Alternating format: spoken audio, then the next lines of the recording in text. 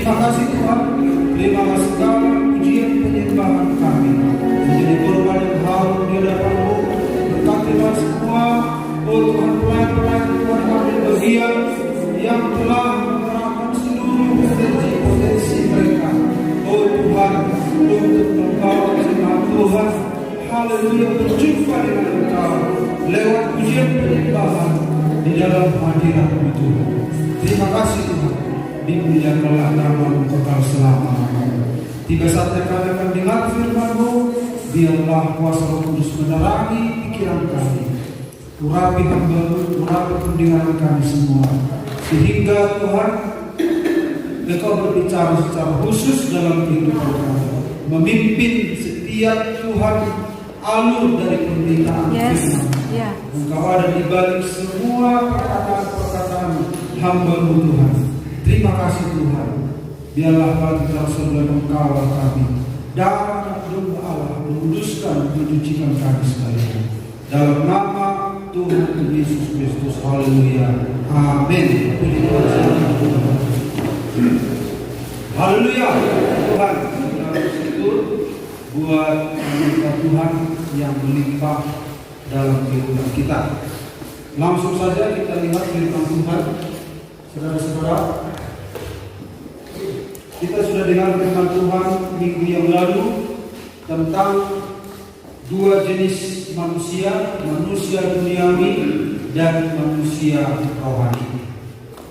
Dan manusia rohani ini dibagi dua, yaitu manusia rohani dan Kristen dunia. Akhirnya jadi tiga golongan manusia. Nah, kelanjutan dari manusia rohani ini, inilah awal untuk kita bisa melihat dari sudut pandang Tuhan, juga bisa memulai perjalanan rohani kita. Sebelum kita masuk ke menjadi manusia rohani, maka kita nggak bisa memulai perjalanan spiritual kita. Ya? Nah, mari kita lihat Bapak Ibu firman Tuhan hari ini. Saya berikan judul menuju kedewasaan. Menuju kedewasaan. Jadi ini adalah teksnya dalam Ibrani 5 ayat 11 sampai 14. Mari kita baca bersama-sama ayat 3 ini. Tentang hal itu banyak yang harus kami katakan, tetapi yang sukar untuk dijelaskan, karena kamu telah lambat dalam hal mendengarkan. Sebab sekalipun kamu ditinjau dari sudut waktu, sudah seharusnya menjadi pengajar. Kamu masih perlu lagi diajarkan asas-asas pokok dari penyertaan Allah, dan kamu masih memerlukan susu, bukan makanan keras.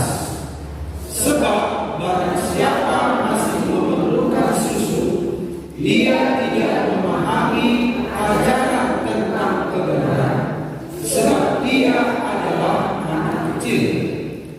Tetapi makanan keras adalah untuk orang-orang dewasa yang karena mempunyai panca indera yang terlatih untuk membedakan yang baik daripada yang jahat.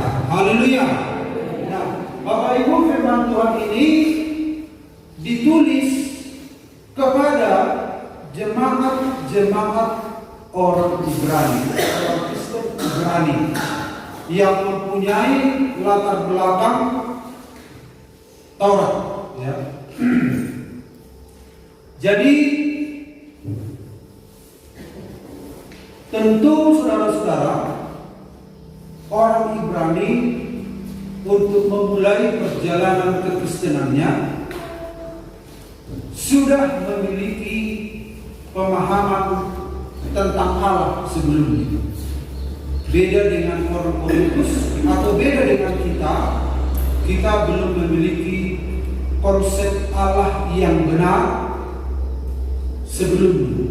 Namun orang Kristen Ibrani sudah memilikinya. Nah, kalau kita perhatikan Bapak Ibu, penulis Ibrani mengatakan tentang hal itu banyak yang harus kami katakan. Tentang hal apa ini? Kalau kita lihat latar belakang dari kalimat ini, tentang hal ini yaitu tentang Yesus sebagai imam besar. Yesus sebagai imam besar. Jadi penulis Ibrani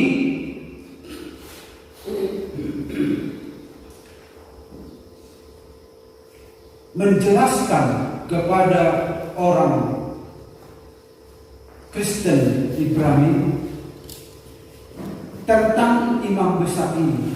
Jadi begitu panjang lebar, kalau Bapak Ibu baca sebelumnya, panjang lebar imam besar Melkisedek, Yesus Kristus. Ini membutuhkan keseriusan, membutuhkan perhatian. Nah, penulis Ibrani ini menyadari bahwa penjelasan tentang Yesus sebagai imam besar butuh konsentrasi, keseriusan untuk memahami. Makanya dia menunjukkan kekhawatirannya tentang hal itu. Banyak yang harus kami katakan, tetapi yang sukar untuk dijelaskan. Jadi dia bergumul, bagaimana ya menjelaskan ini? Dia begitu khawatir, saudara-saudara, berhubung orang Ibrani tidak bertumbuh begitu. Kita lanjutkan. Karena kamu lamban dalam hal mendengarkan. Lamban di sini artinya adalah malas. Lamban di sini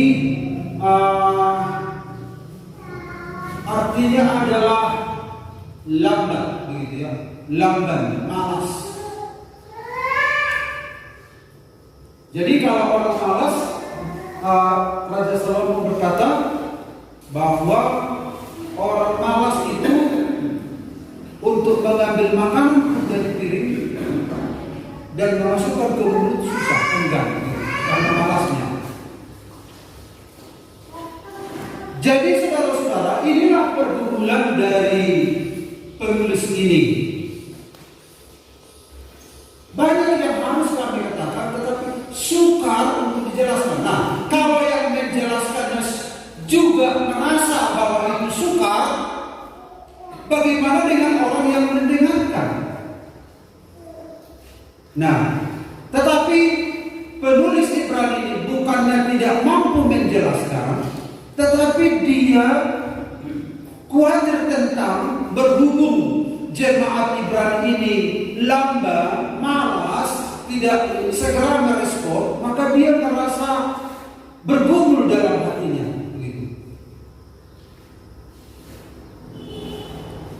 Kemudian kita lihat Bapak-Ibu, sebab sekalipun kamu ditinjau dari sudut waktu. Nah, ternyata saudara-saudara, penulis surat Ibrani ini telah mengamati pertumbuhan rohani orang-orang Kristen ini.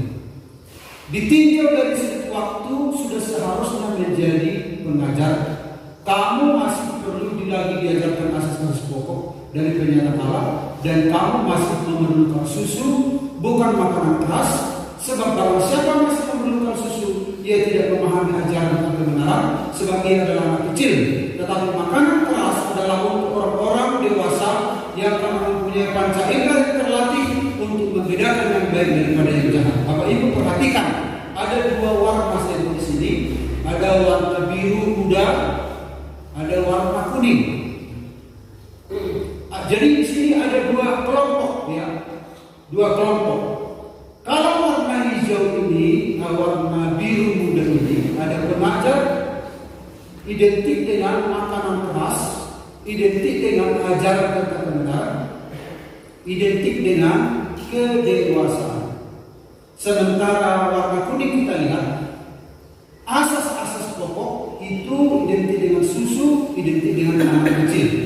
Nah, jadi Bapak Ibu bisa lihat penulis ini membandingkan kedua posisi ini. Jadi kalau pengajar itu makanan keras, identik makanan keras, identik dengan kebenaran, identik dengan kedewasaan. Kalau asas-asas pokok atau pengajaran-pengajaran dasar identik dengan susu, identik dengan anak kecil. Ya. Nah, itulah keluhan dari penulis Ibrani ini. Lalu kita lihat satu ayat lagi sebelum kita masuk. Sebab itu, marilah kita tinggalkan asas-asas pertama dari ajaran tentang Kristus dan beralih kepada perkembangannya yang penuh. Jadi kalau Bapak Ibu tadi ingat ayatnya warna biru muda, kedewasaan, kebenaran, itu sama dengan perkembangan yang penuh. Janganlah kita menetapkan lagi dasar pertobatan dari perbuatan yang sia-sia dan dasar kepercayaan kepada Allah, yaitu ajaran tentang berbagai pembaptisan, penumpangan tangan, kebangkitan orang mati dan hidup kekal. Dan itulah yang akan kita perbuat jika Allah mengizinkannya. Nah, karena itu Bapak Ibu, kita akan belajar tentang menuju kedewasaan.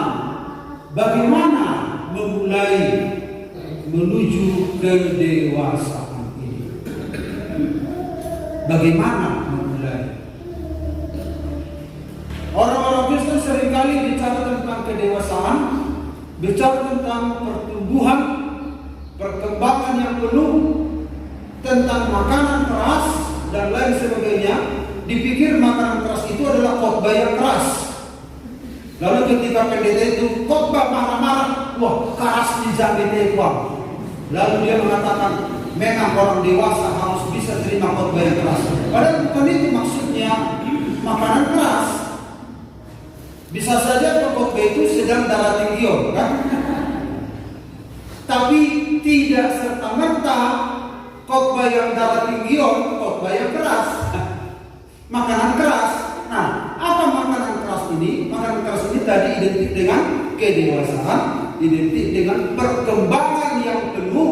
Perkembangan yang penuh ini dalam bahasa aslinya terios, artinya adalah penyelesaian sampai selesai, sampai sempurna. Makanya Rasul Paulus berkata, aku telah mengakhiri, aku telah mencapai garis akhir. Nah itu sampai selesai begitu.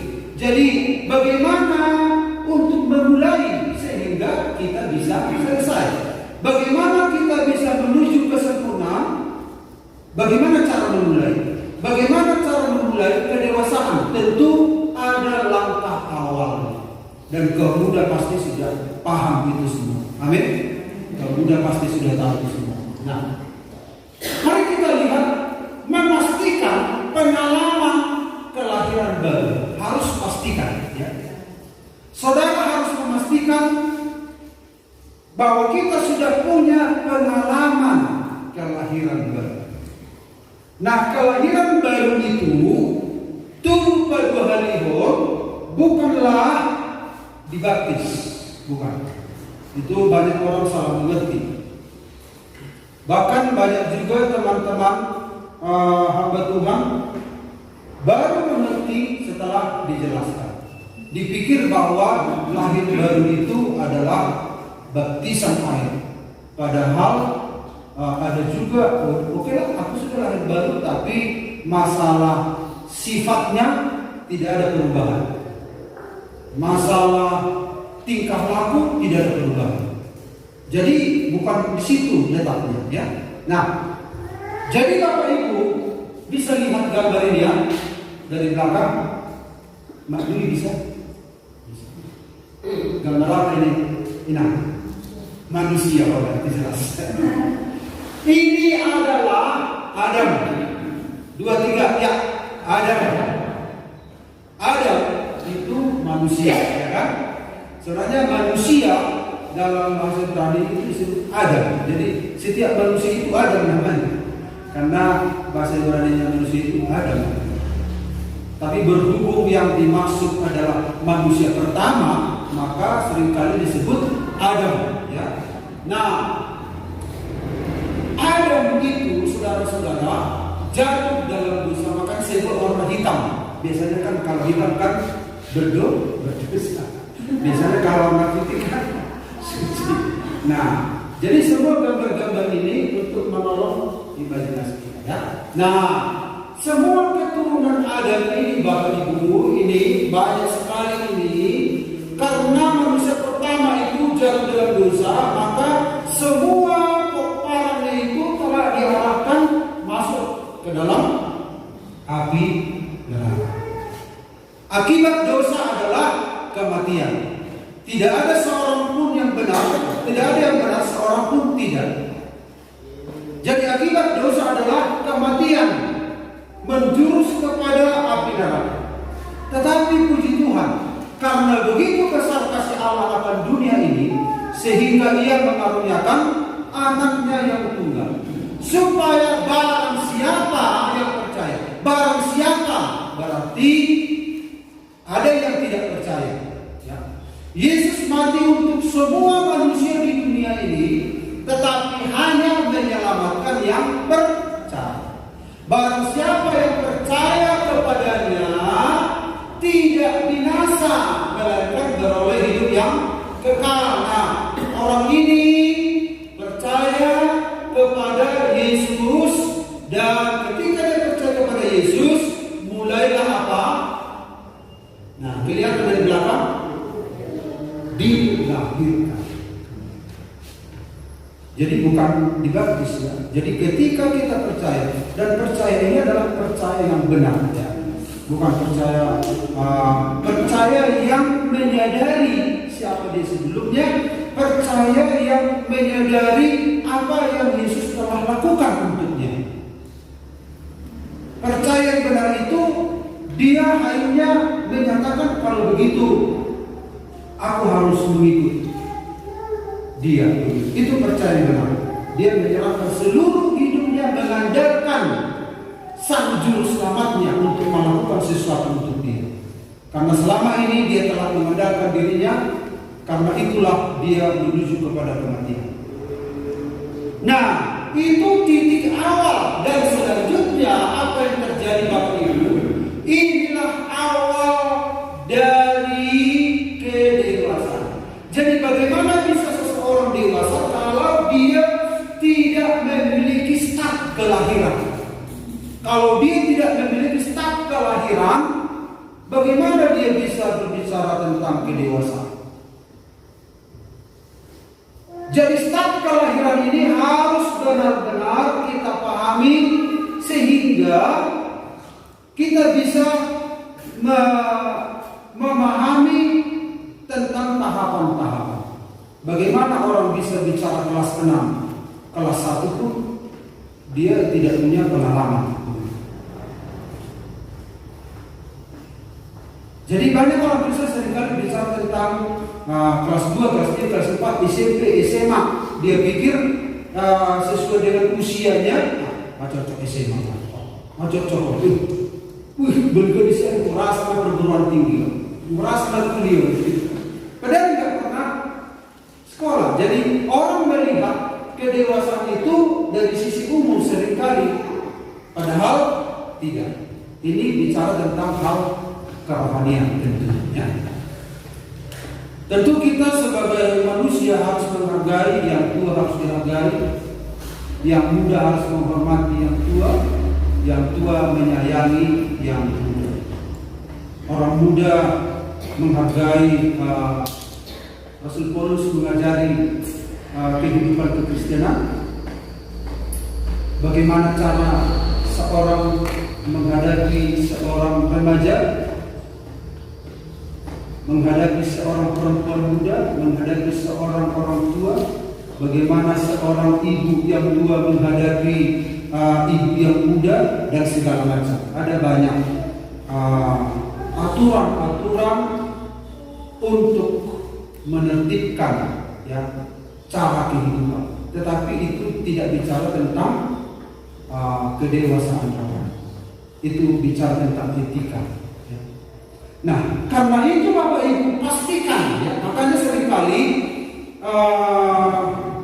pengkhotbah atau penginjil untuk mewujudkan hal ini, saudara-saudara, seringkali mereka mengangkat sebuah lagu mari masuk.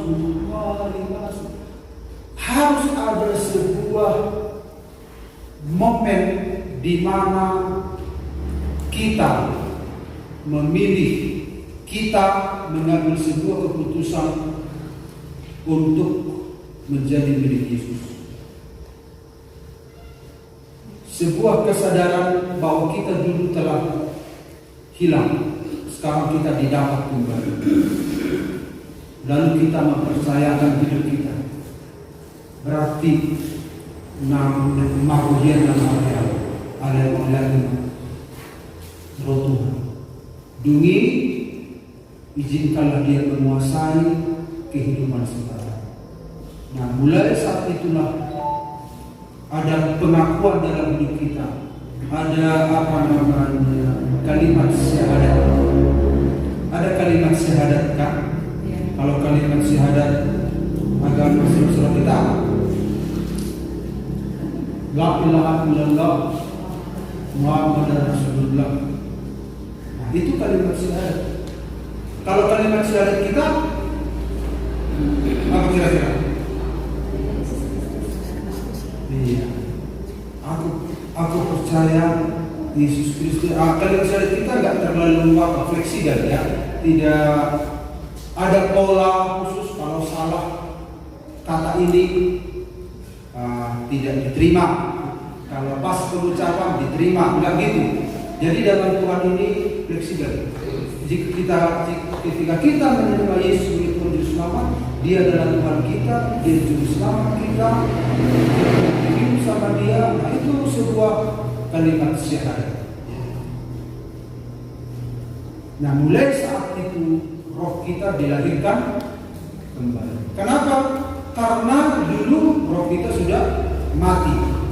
Mulai saat itu secara rohani kita sudah hidup. Mungkin kita nggak merasakan, tidak ada sebuah fenomena, peristiwa yang mencekam dalam hal kelahiran. Mungkin wajar saja, tetapi telah terjadi sesuatu dalam alam ini. Dan itu harus dengan penuh keyakinan. Dan di sanalah saudara akan menyadari sebetulnya anugerah Tuhan. Dan bisa saja saudara meneteskan air mata di sana. Karena adanya keranian itu kepercayaan yang benar. Ya. Nah, setelah itu Bapak Ibu mulailah bicara tentang pertumbuhan. Mulailah bicara tentang pertumbuhan. Lalu setelah itu Bapak Ibu kemudian baru ada dibaptis, ada diangkat sebagai anak. Nah, jadi baptisan itu sebagai sebuah pengesahan. Inilah anakku yang kukasihi, kepadanya aku berkenan. Artinya sebuah pengesahan dari Bapa Surgawi bahwa kita adalah anaknya. Hidup yang lama telah dikuburkan. Itu sebuah proklamasi bahwa kita telah menjadi anak Allah yang telah dilahirkan bukan oleh perbuatan seorang laki-laki, tetapi dari Allah. Jadi saudara harus pastikan ini dengan benar-benar. Pergumulkan bila perlu. Ya, pergumulkan. Pastikan dengan penuh keyakinan. Nah, ini langkah awal. Pastikan pengalaman ini. Lalu yang berikut kita lihat Bapak Ibu, yang kedua, nah ini selanjutnya begini, ya, bertumbuh, terus menyelesaikan. Tadi kan kepada perkembangan yang penuh. Teleos itu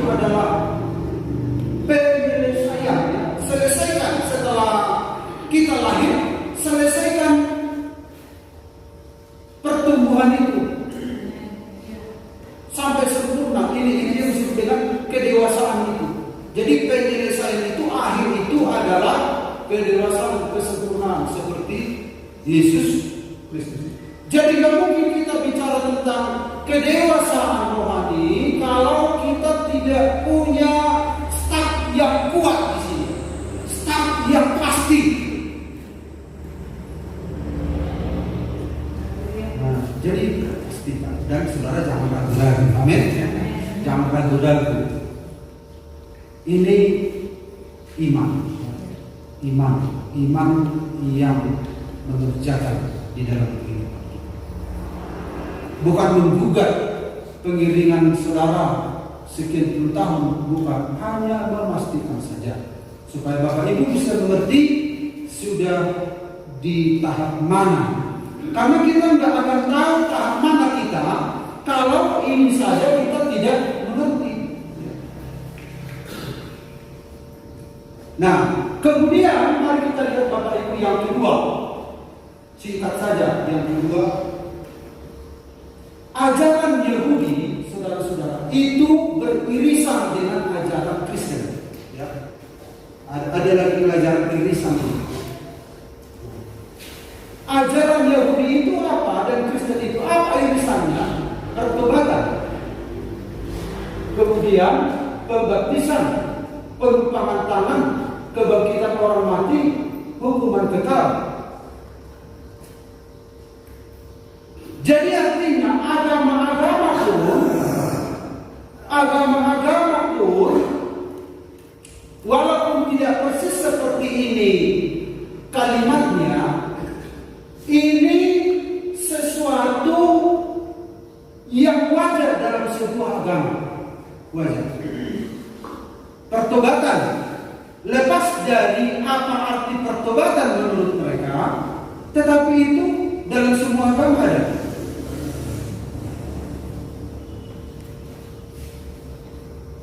Agama Yahudi juga ada, agama Islam, Hindu, Buddha. Jadi bahkan agama Kristen pun ada. Nah, pembaptisan yaitu pembasuhan. Orang Yahudi membasuh. Baptis itu kan baptiso. Jadi ada juga istilah membasuh. Barang-barang juga dibasuh, ini dibasuh. Jadi istilah baptisan itu bukanlah milik Kristen saja. Agama lain juga ada pembasuhan. Bukan milik Kristen saja. Makanya penulis Ibrani berkata, kalau hanya pembaptisan itu di sana kau bermegah, agama lain pun punya konsep tentang pembasuhan. Jangankan agama Yahudi, agama lain ada pembasuhan seperti itu. Agama Parmalim pun itu ada, dipis-piskan yang diorasi. Jadi kalau orang Kristen bermegah, dia merasa bahwa baptisan itu sebagai sebuah puncak. Dalam konsep kekristenan itu awal. Makanya Rasul Paulus penulis Ibrani katakan asas-asas pertama yang beririsan dengan agama lain harus beralih, bukan membuang. Karena konsep ini dalam Kristenan walaupun sama, tentu ada juga perbedaan dengan agama lain, tapi dalam Kristenan ini jadi diperbarui untuk menjadi sebuah start. Artinya seorang anak Tuhan nggak boleh berhenti sini, apalagi penumpangan tangan. Itu bukan hanya konsep orang Kristen, agama lain juga, apalagi Yahudi. Tentang kebangkitan orang mati, orang Farisi, ahli Taurat mengajarkan kebangkitan tanpa berkaitan dengan Mesias, tanpa berkaitan dengan Yesus. Mereka mengajarkan tentang kebangkitan. Orang Saduki nggak percaya kebangkitan. Nah, di dalam kekristenan, kebangkitan orang mati ini berkaitan dengan Mesias. Kristen telah bangkit. Jadi ada irisan yang sama antara agama lain, agama Yahudi dan Kristen. Baik dengan hukuman kekal. Semua agama juga mempercayai bahwa ada hukuman. Kalau bandel-bandel dihukum loh, dihukum, dibakarkan neraka. Baik Hindu, baik Buddha, baik Islam, apalagi Yahudi, ada hukuman kekal kalau bandel-bandel, kalau jahat-jahat. Tapi tidak bertalian dengan saudara-saudara, anugerah itu hanya perbuatan baik. Semua agama itu mempercayai. Tapi di dalam kekristenan itu walaupun beririsan sama, tetapi diberikan pengertian yang baru dalam kekristenan. Justru ini menjadi asas.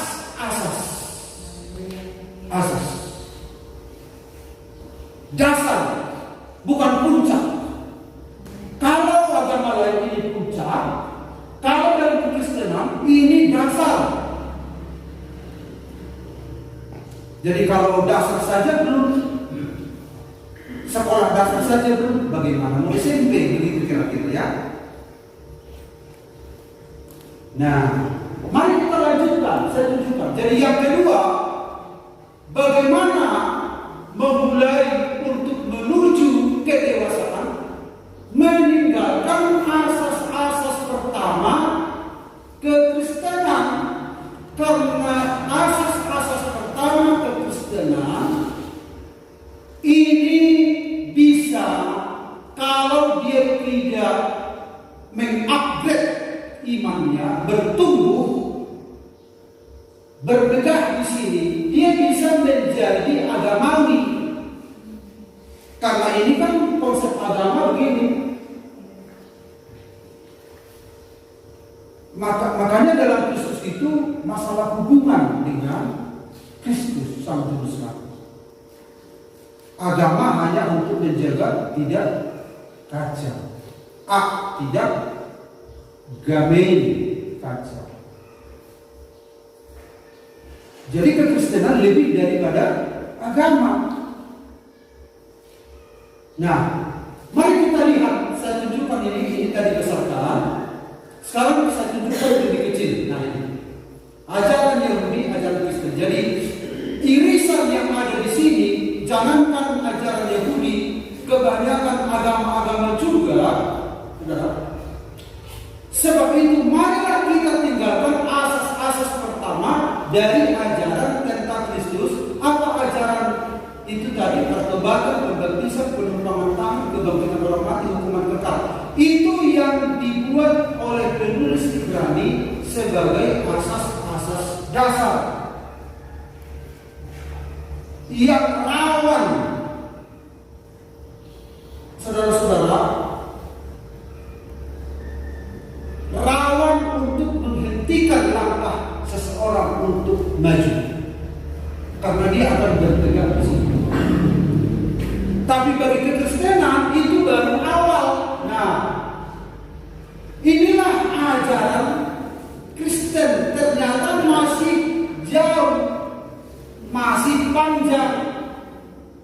Makanya perlu meninggalkan asas-asas pertama ini, di mana agama lain pun memilikinya. Orang Kristen bukan menyangkalnya, tetapi menjadi sebuah dasar yang benar, ya. Dasar yang benar, dasar yang teguh. Dasar yang teguh ini ada baptisan, ada kelahiran baru, itu dasar yang teguh. Ada pertobatan, ada percaya iman, itu dasar yang teguh. Karena kalau tanpa dasar tidak mungkin kita bisa melanjutkan perjalanan kita. Tetapi mari kita tinggalkan. Kita tinggalkan bukan berarti membuang, bukan. Tetapi beranjak itu menjadi dasar, titik tolak untuk masuk ke jenjang yang lebih luas lagi. Jadi kalau masih ada anak Tuhan belum juga dibaptis, bagaimana dia akan bisa masuk ke tahap yang berikut? Makanya mau tidak mau, kalau memang iman yang benar itu, barang siapa yang percaya dan dibaptis, maka diselamatkan, kan? Tidak dikatakan barang siapa yang dibaptis diselamatkan, enggak. Yang percaya dibaptis diselamatkan. Barang siapa yang tidak percaya langsung dihukum. Tidak dikatakan barang siapa yang tidak percaya tapi dibaptis, nggak ada gitu. Karena kalau dia tidak percaya, pasti dia tidak mau dibaptis. Artinya, baptisan itu adalah sebuah tindakan yang wajar, tindakan yang otomatis terjadi ketika dia memiliki percaya yang benar. Jadi kalau saudara percaya benar, tidak ada susahnya dibaptis. Itu sebuah tindakan yang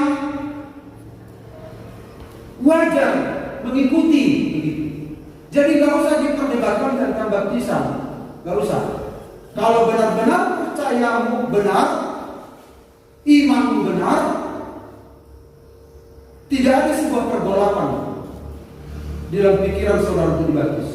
Karena percaya yang benar itu akan menuruti apa yang diminta oleh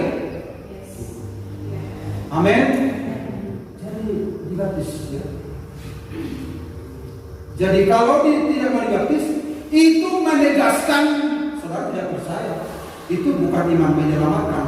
Iman yang menyelamatkan itu adalah dia akan menuruti tahapan berikut. Bukan tahapan itu yang menyelamatkan, tetapi iman yang benar itu yang menggerakkan dia melakukannya. Amin, Bapak Ibu.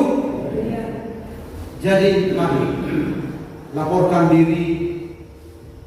Kalau belum punya pemahaman, kepada mentor kaum muda juga bisa, ya, dikasih ajaran-ajaran. Karena kekristenan ini, saudara, bukan sesuatu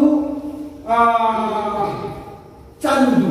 Ada orang bilang Kristen itu adalah sebuah candu, agama itu adalah sebuah candu. Bukan. Ini adalah kebenaran. Di mana dalam gereja itu kita diajarkan untuk siap masuk ke dalam kerajaan kekal. Makanya gereja itu adalah tempat pengajaran. Orang yang mati, yang disalib di sebelah kanan Yesus, gak sempat langsung masuk surga. Tapi yang jelas, tentu posisinya dalam kerajaan surga pastilah tidak lebih mulia daripada tempat kita, karena kita sudah mendapat pengajaran. Kita diberi kesempatan untuk hidup dalam kebenaran. Dia nggak sempat, karena yang menyelamatkan adalah iman. Karena kita masih hidup, berarti tanggung jawab masih ada. Tanggung jawab untuk memenuhi kehendak Allah untuk ini tadi.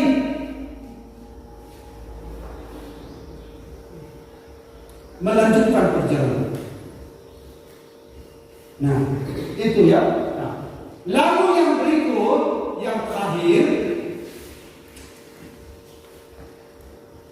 yang ketiga adalah beralih kepada perkembangan yang penuh. Untuk menuju kedewasaan, beralih. Ada peralihan. Ada batas untuk beralih katanya go begitu, apa istilah-istilahnya, melangkah, ya, beralih. Artinya dia meninggalkan ini tadi ajaran dasar, kemudian dia. Nah, dalam Ibrani 5:13, mari kalau ibu perhatikan, sebab barang siapa masih memerlukan susu, ia tidak memahami memahami ajaran tentang kebenaran. Tadi kan ajaran tentang kebenaran ini persamaannya apa tadi? Kedewasaan, makanan keras,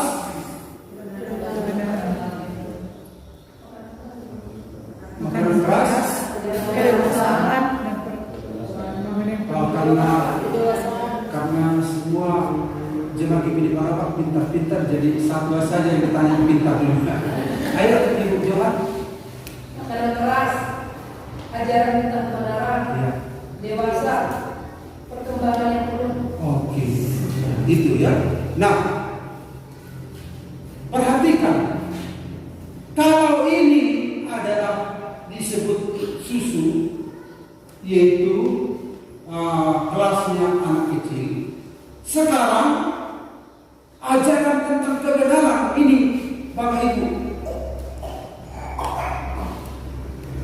makanan kelas itu ini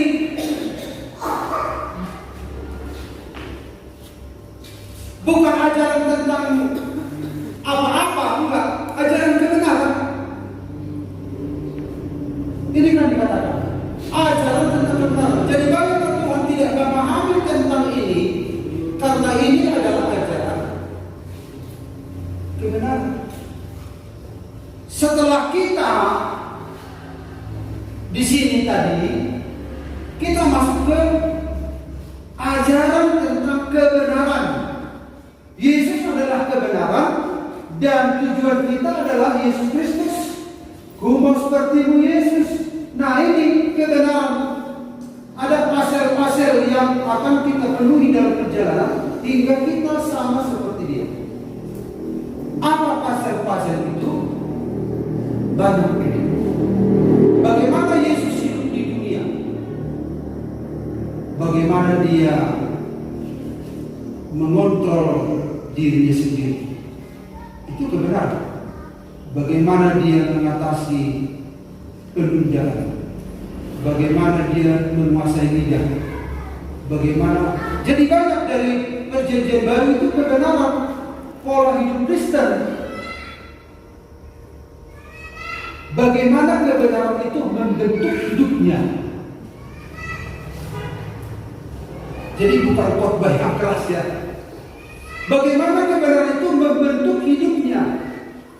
Karena makanan keras adalah untuk orang-orang yang sudah terlatih katanya. Jadi kebenaran itu membentuk kehidupannya. Bagaimana dia memikul salib, bagaimana dia menghadapi orang, bagaimana dia mengampuni orang. Itu kan bagi anak kecil bagaimana? Kalau kau disakiti, balas. Kan mudah kan? Tapi orang dewasa terlatih. Aku melatih diriku.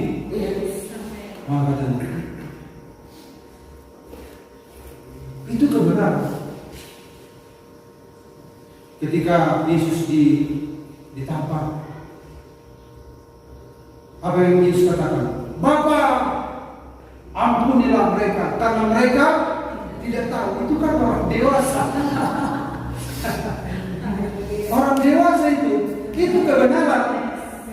Makanya orang kecil, anak kecil tidak memahami, tidak paham ajaran tentang kebenaran.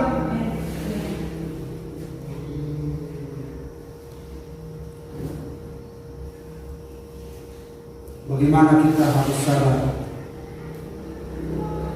Itu semua untuk menempat hidup kita. Jadi kebenaran ditambah dengan situasi dan kondisi itu kerjasama untuk menempat kehidupan kita. Jadi untuk menggolkan kebenaran yang kita punya, itu ada situasi disebut ujian itu, cobaan itu. Pencobaan itu kan ya, kalau nggak salah waktu kita itu sedang pencobaan itu sebuah wadah, sebuah mesin, tempat kita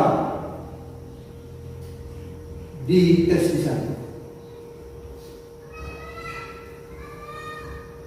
Banyak hal nanti akan kita lihat satu waktu tentang banyak sekali tentang poin-poin di dalam ajaran tentang kebenaran, dan semua telah ada di dalam Alkitab. Kehidupan Yesus itulah ajaran tentang kebenaran. Bagaimana kita mengatur uang, itu kebenaran. Itu kebenaran. Bagaimana kita menghadapi materi, bagaimana kita mengatur waktu kita, itu kebenaran.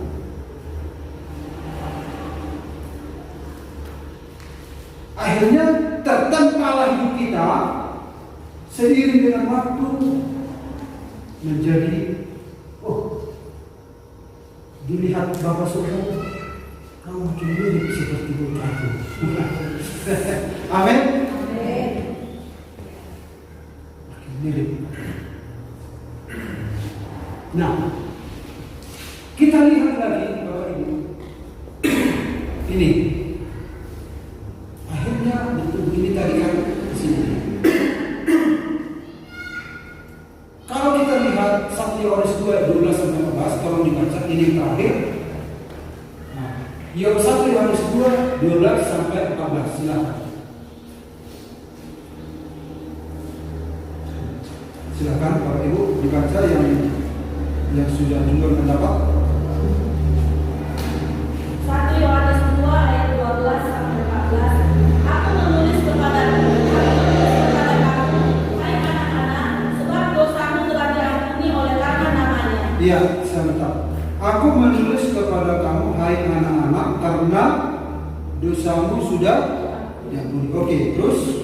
Aku menulis kepada kamu, hai bapak-bapak, karena kamu telah mengenal Dia yang ada dari mulanya. Aku menulis kepada kamu, hai orang-orang muda, karena kamu telah mengalahkan yang jahat. Aku menulis kepada kamu, hai anak-anak, karena kamu mengenal Bapa. Aku menulis kepada kamu, hai bapak-bapak, karena kamu mengenal Dia yang ada dari mulanya. Aku menulis kepada kamu, hai orang-orang muda, karena kamu kuat dan firman Allah Dia di dalam kamu, dan kamu telah mengalahkan yang jahat. Ya, terima kasih. Dari ayat ini kita lihat ada 3 kelompok. Kelompok usia, tentu bukan secara fisik ini ya. Ini anak-anak, orang muda, bapak-bapak. Ibu-ibu mana? Jangan tanya begitu. Ini bicara tentang kedewasaan, ya, bicara tentang kedewasaan. Nah, jadi anak-anak ini orang muda, bapak-bapak. Anak-anak apa tadi? Apanya? Porsinya, yaitu diampuni dosanya. Jadi kalau anak-anak masalah pengampunan, masalah, oh Tuhan terima kasih, Tuhan saya sama dosaku, Tuhan memang asal tarabat masuk-masuknya. Jadi banyak Tuhan juga mau mangan di pesta, tamiang mangan di pesta, tamiang di pengumuman STM, tamiang di sekolah, ya rata-rata begitu. Tuhan saya sama dosa kami asal nanti tarabat masuk-masuknya. Artinya mereka pikir bahwa nama gak pasu-pasu iman dosa. Allah itu belum kasih masuk-masuk oleh Tuhan, tidak selalu dihalangi oleh dosa, tidak selalu. Ada juga berkat umum, kan? Berkat umum kan, lepas dari kesalahan atau agama apapun dia, berkat umum. Karena dia Bapa yang bertanggung jawab. Hanya mungkin anak-anaknya setelah meninggalkan dia, bukan berarti dia mencabut pemeliharaannya, enggak. Dia tetap memelihara. Tapi berkat khusus itu berbeda lagi. Nah, artinya adalah ini porsi lah saya sebut ya. Jadi porsi yang diterima oleh anak-anak ini adalah pengampunan. Jadi kalau ada seorang anak Tuhan sudah sekian lama tentang mengikut Tuhan, hanya tentang pengampunan, sikit-sikit gelisah, sikit-sikit susah. Tidak ada sebuah keyakinan dalam setiap tindakan. Nah, ini bisa kita identifikasi dia masih digolongkan di sini. Padahal seorang dewasa itu setiap tindakannya itu dengan iman. Memang ada waktunya. Tadi kan kita sudah baca ayat di atas. Memang jika Tuhan kehendaki, kita akan mempelajari ajaran-ajaran dasar. Tidak bisa dibuang karena itu adalah ajaran dasar. Karena tidak semua anak-anak Tuhan terus beralih, jadi harus balik lagi. Tapi maksudnya adalah jangan berputar di situ, harus beralih kepada perkembangan yang penuh. Kalau tidak masuk berjalan ke perkembangan yang penuh, berarti menurun, murtad. Nanti kita lihat tentang murtad, itu ayat selanjutnya. Kenapa orang murtad? Karena tidak mau menuju kedewasaan. Tidak ada yang status quo dalam apa ini? Sifat netral. Ada orang bilang, "Tumah mau jahat nih badan." Anon sapalamu Tuhan di sifat kita, di sifat Tuhan penaroko, ala di gogona, di sifat dari lewat.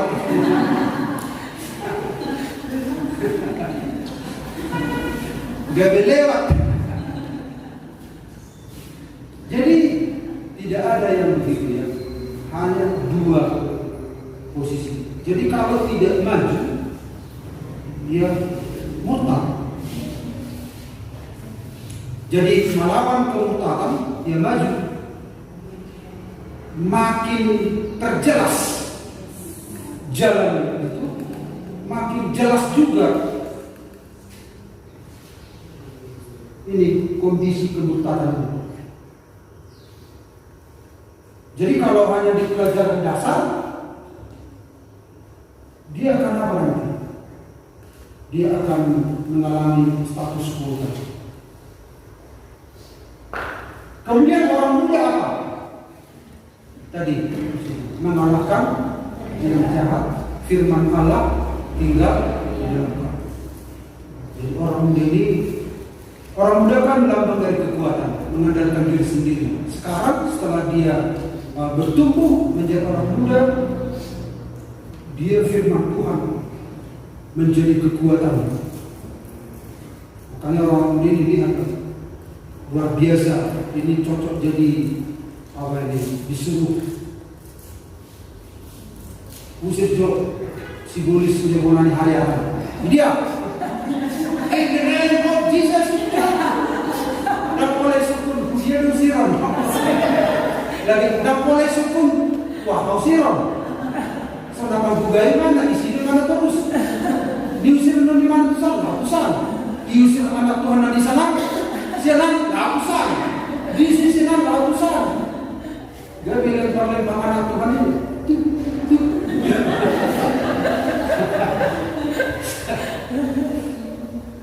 Jadi, tapi semangatnya itu orang muda itu.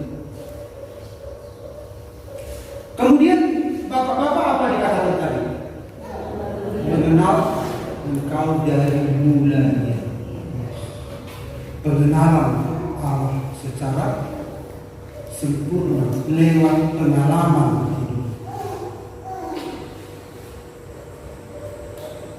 Ada seorang kakek bawa cucunya, karena kakeknya suka cerita sama cucunya, jadi cucunya ini cerita di gereja.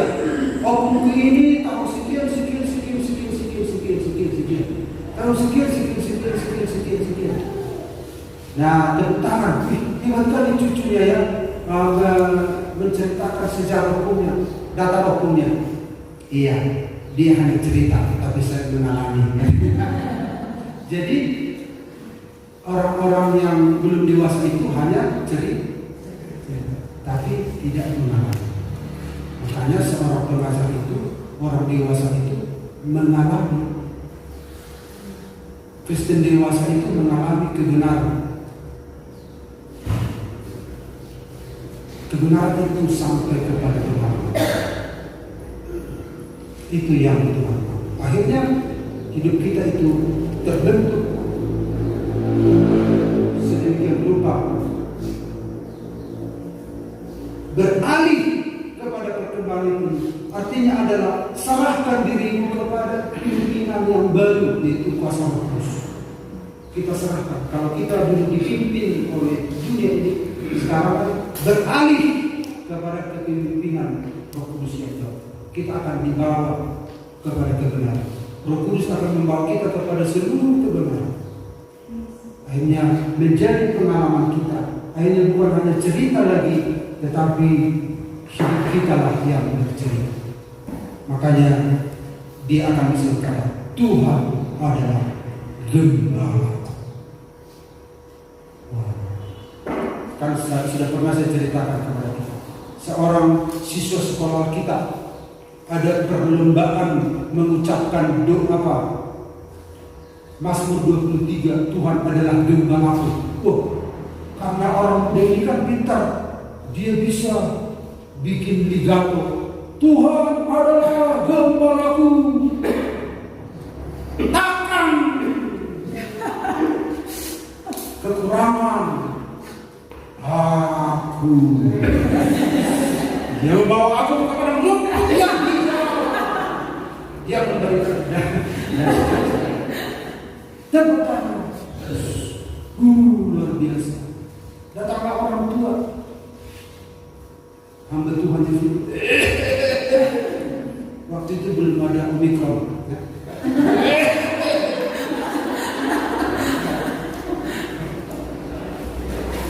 Datang orang-orang yang di sana, orang muda. Ada benar itu Tuhan madokor itu adalah gembala. Pasti kalah gimana dah?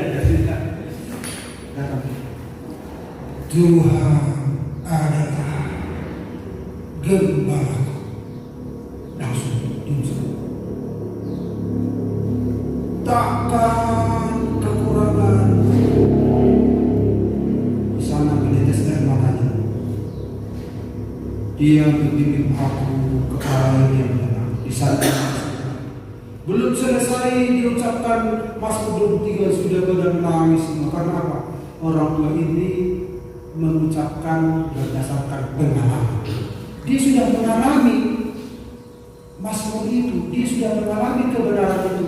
Sementara ini hanya tepuk tangan saja, hanya perkataan saja dia lebih unggul, tapi pengalaman enggak. Kristen bapak-bapak itu, dewasa itu, ajaran tentang kebenaran dia sudah bergelut di situ, bergelut di situ. Dia fokus kepada kebenaran, dia tidak perlu lagi fokus kepada hal yang lain. Bagaimana kehendak Bapa itu ditempa dalam kehidupan. Nah, itu yang kita mau. Amin. Kalau jemaat GBD Parabat seperti itu, Pak, dahsyat luar biasa. Iblis pun baru mau datang dan lari dulu. Karena kebenaran itu sudah hidup. Ini yang kita inginkan dalam hidup kita. Amin. Mari benar kita akan datang. Ini bukanlah sesuatu yang mulut-mulut, tapi inilah kebenaran Bapa Surga dalam kehidupan kita. Karena itu kita nyanyikan nyanyian singkat ini. Haleluya. Seperti Yesus.